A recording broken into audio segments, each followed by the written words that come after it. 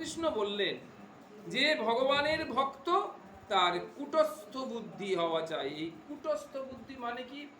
আমরা বলছি কুটকুচালি। কুট শব্দের অর্থ হচ্ছে জটিল, কিন্তু যখনই কুটস্থ কথাটা এসে গেল তখন সেটার জটিলতা রইল না। কুট মানে হচ্ছে পর্বত। কুট শব্দের অর্থ হচ্ছে পর্বত। পর্বত মানে হচ্ছে স্থির। পর্বত কিসের প্রতীক? পর্বত হচ্ছে, mountain is the symbol of stability, মানে স্থির, অচল, অনড়। এত বিশাল আইলা ঝড় এলো, কিন্তু ওর দাঁড়িয়ে আছে ওর জায়গায়।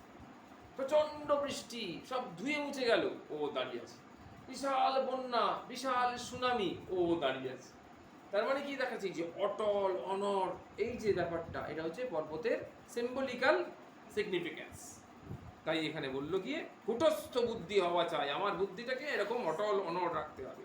যেমন কামারশালের নাই, কি সুন্দর দেখো, হাতুড়ি। নাই মানে কি? ওই হাতুড়িটা, হাপড়টা দেখেছো? কামারশালে যে টানতো আগে, হ্যাঁ, বটতলায় একটা কি সুন্দর ছিল। হ্যাঁ, ওই কামারশালের নাই, হাতুড়ির ঘা অনবরত পড়ছে, তবু নির্বিকার। অসৎ লোকে তোমায় কত কি বলবে, নিন্দা করবে, তুমি যদি আন্তরিক ভগবানকে চাও তুমি সব সহ্য করবে। দুষ্টু লোকের মধ্যে থেকে কি আর ঈশ্বর চিন্তা হয় না? দেখো না, ঋষিরা বনের মধ্যে ঈশ্বরকে চিন্তা করত। চারিদিকে বাঘ, ভাল্লুক, নানান হিংস্র জন্তু। অসৎ লোকের বাঘ ভাল্লুকের স্বভাব, তেড়ে এসে অনিষ্ট করবে। ঠাকুরের একটা গল্প আছে, এই সুন্দর, একটা ব্রহ্মচারী আর একটা সাপের গল্প। হ্যাঁ, তো একটা